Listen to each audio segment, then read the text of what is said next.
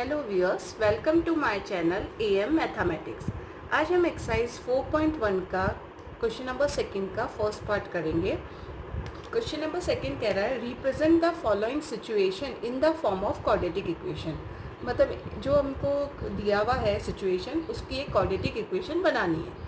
तो अब इसका फर्स्ट क्वेश्चन कहता है the area of a rectangular plot is 528 metre square. किसी भी रेक्टेंगुलर प्लॉट का एरिया दे रखा है आपको। The length of the plot is 1 more than twice its breadth. Length के बारे में क्या दे रखा है कि जो लेंथ है वो 1 more then the twice of its breath, यानी उसके ब्रेथ के ट्वाइस से एक ज़्यादा लेंथ है हमारी। We need to find the length and breadth of the plot की लेंथ एंड ब्रेथ हमको निकालनी है। लेकिन अभी हमें इसमें सिर्फ क्या करना है, इक्वेशन फॉर्म करनी है कि इक्वेशन क्या होगी। तो हम मान लें ब्रेथ को अज्यूम कर लेते हैं। Let breadth is x.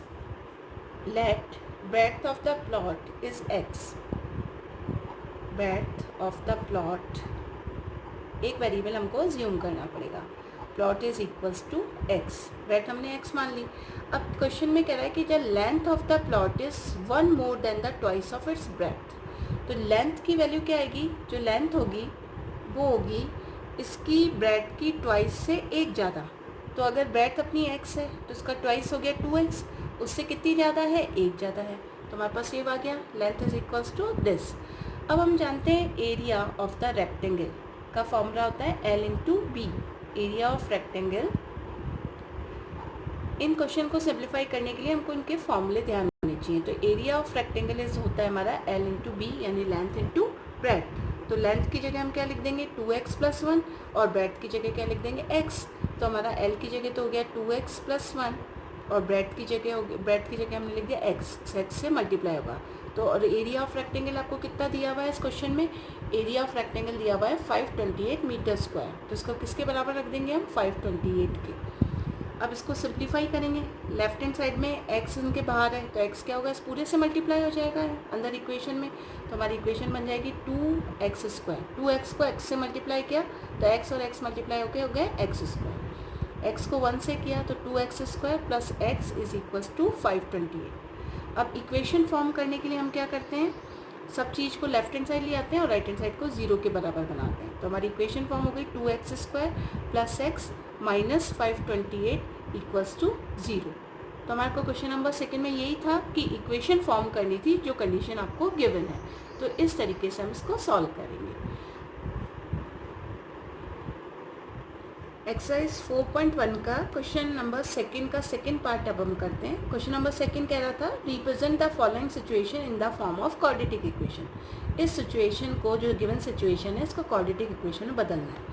The product of two consecutive positive integer is 306। मतलब कॉन्जिक्यूटिव पॉजिटिव इंटीजर का प्रोडक्ट लें, यानी उनको मल्टीप्लाई करें तो आएगा 306। We need to find the integer. अब हम इंटीजर नंबर क्या हो सकता है, जैसे कॉन्जिक्यूटिव का क्या मतलब है, जैसे 1 के बाद 2 आ रहा है, 2 के बाद 3, यानी 1 के बाद 1। तो हम ये मान लेते हैं let smallest consecutive number is x, यानी पहले वाला नंबर क्या है हमारा x है। तो हम यूँ मान लें कि कॉन्जिक्यूटिव लिखने के बजाय let smallest number is x, उसका कॉन्जिक्यूटिव यानी उसके बाद आने वाला नंबर क्या होगा, x प्लस 1। तो हम कहेंगे it's consecutive number is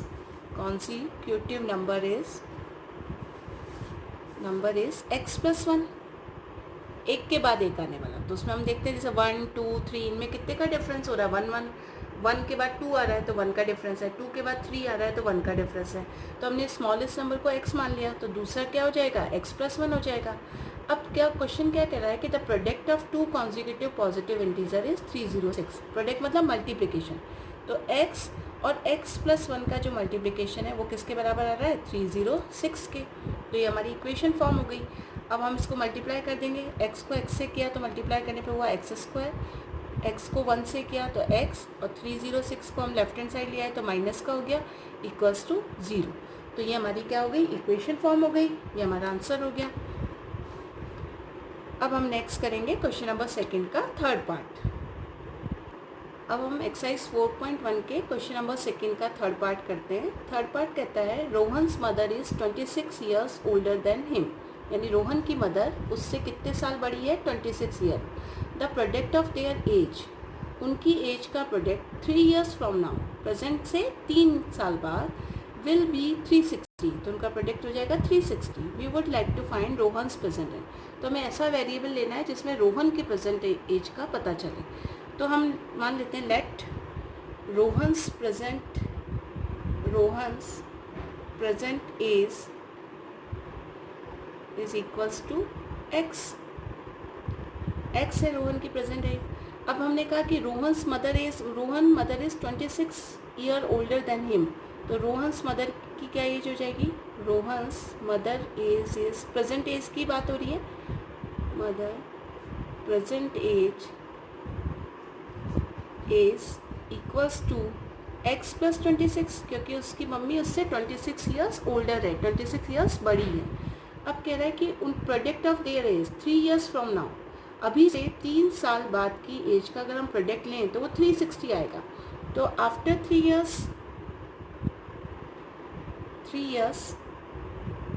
Rohan की एज क्या हो जाएगी, x प्लस 3, और उसकी मम्मी की क्या हो जाएगी, x प्लस 26 प्लस 3, तो ये हो जाएगा x प्लस 26 प्लस 3 यानी x प्लस 29. इनका प्रोडक्ट लें x प्लस 3 और इनकी मम्मी की एज में भी अपन 3 जोड़ दें, इनका अगर प्रोडक्ट लेते हैं तो ये बराबर आएगा 360 के. अब हम इसको सिंप्लीफाई कर लेते हैं. ये हो जाएगा हमारा x प्लस 3, ये x प्लस 3 हो गया, ये हो गया x प्लस 29. इनको मल्टीप्लाई करते हैं और 360 के इक्वल रखते हैं. अब x प्लस 3 को x प्लस 29 से मल्टीप्लाई करना है, तो पहले x को इन पूरी टर्म से मल्टीप्लाई करेंगे. तो x को x से मल्टीप्लाई किया तो वह x square plus 29x plus 3 को किया इन दोनों से तो प्लस 3x, और 3 और 29 को मल्टीप्लाई किया तो आया प्लस 87 इज इक्वल्स टू 360. अब इनको अरेंज करते हैं हम. एक्स स्क्वायर 29 और 3 जोड़ा तो हमारा ये हो गया 32x, और 360 इधर आया तो माइनस का हुआ, तो माइनस 360 में से प्लस 87, तो माइनस किया तो ये हो गया 273 इक्वल्स टू 0. तो ये हमारी इक्वेशन फॉर्म हो गई. इस इक्वेशन को हम सॉल्व करके x की वैल्यू निकाल सकते हैं, लेकिन यहाँ हमें सिर्फ इक्वेशन फॉर्म करनी थी. अब हम करेंगे क्वेश्चन नंबर 2 का नेक्स्ट पार्ट. अब हम क्वेश्चन नंबर 2 का 4th पार्ट करेंगे. 4th पार्ट कहता है कि a train travels a distance of 480 kilometre at a uniform speed, यानी एक ट्रेन यूनिफॉर्म स्पीड से 480 किलोमीटर की डिस्टेंस पे ट्रैवल कर रही है. If the speed had been 8 kilometre per hour less, अगर स्पीड जो है वो 8 किलोमीटर पर आवर से कम हो गई है पुरानी स्पीड से, then it would have taken 3 hours more. अब स्पीड कम हो गई ट्रेन की तो उसको ट्रैवल करने में 3 घंटे ज़्यादा लग रहे हैं सेम डिस्टेंस को ट्रैवल करने में. We need to find the speed of the train. तो हम यहाँ पे क्या करेंगे, ट्रेन की स्पीड को अज्यूम कर देंगे. Let the speed of the train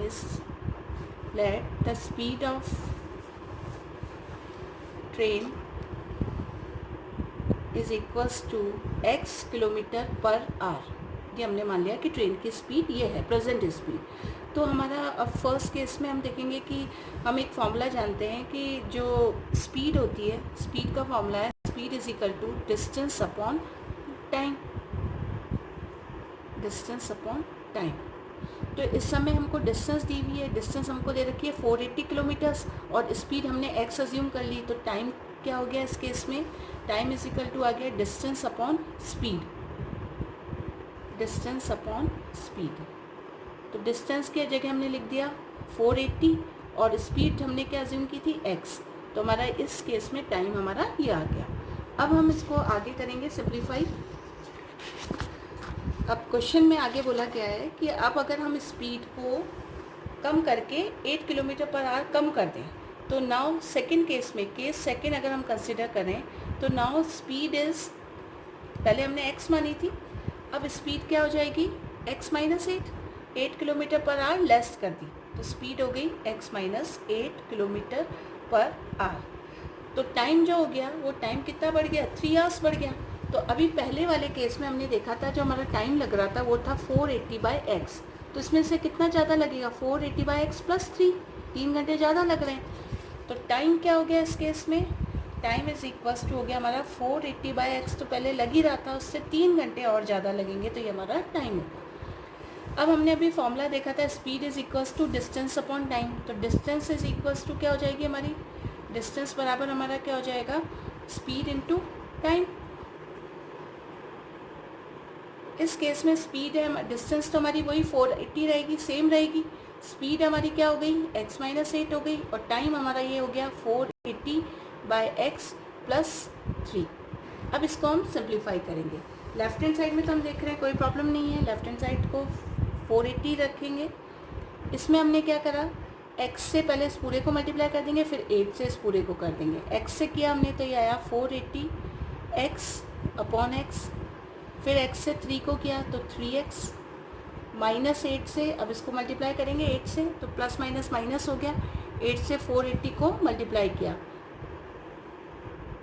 अब ये आ गया 480 मल्टीप्लाई बाय 8 करा तो ये आ गया हमारा 3840 upon x as it is रहेगा। फिर इस माइनस 8 से 3 को करेंगे तो ये आ गया -24। अब इन सब टर्म्स को अरेंज कर लेंगे। हम ऐसा कर सकते हैं, इस पूरी टर्म को हम लेफ्ट हैंड साइड लें और इस पूरी टर्म को राइट हैंड साइड ले जाएं, तो साइन चेंज नहीं होता अगर पूरी टर्म को एक साथ ला रहे हैं तो हम इसको यूँ भी लिख सकते हैं।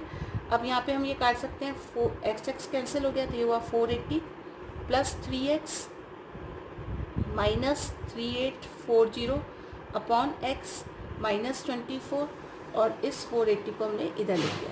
ये पूरी टर्म हमने इधर लिया है और ये 480 पूरा इधर लिया। और 480 को वापस हम लेफ्ट हैंड साइड लाते हैं, या यूँ कह सकते हैं ये इधर आएगा तो ये कैंसिल हो जाएंगे।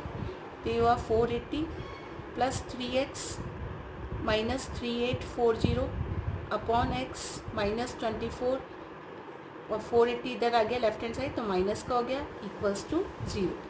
480 कैंसिल हो गए तो हमारा रिमेनिंग टर्म हुई 3x minus 3840 upon x minus 24। अब यहाँ पे हम क्या देख रहे हैं कि एलसीएम ले सकते हैं हम। अब ये वाली पार्ट किसके इक्वल है, 0 के इक्वल है।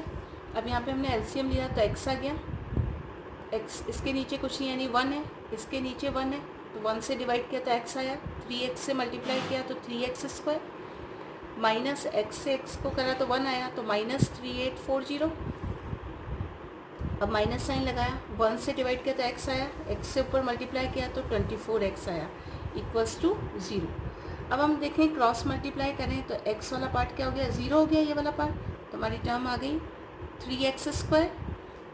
अब हम स्टैंडर्ड फॉर्म में बदलने के लिए -24x को पहले लिख लेते हैं, कोई फ़र्क नहीं पड़ता। फिर बचा हमारा -3840 इक्वल्स टू ये x 0 हो ही गया क्रॉस मल्टीप्लाई करके तो 0। तो ये हमारी एक क्वाड्रेटिक इक्वेशन फॉर्म हो गई। इससे हमारी x की वैल्यू आ जाएगी और x हमने यहाँ क्या माना था, स्पीड ऑफ द ट्रेन। इस तरीके से इसको सॉल्व करेंगे। तो हमने इसमें क्वेश्चन नंबर 2 के सारे पार्ट्स देखे। Thank you.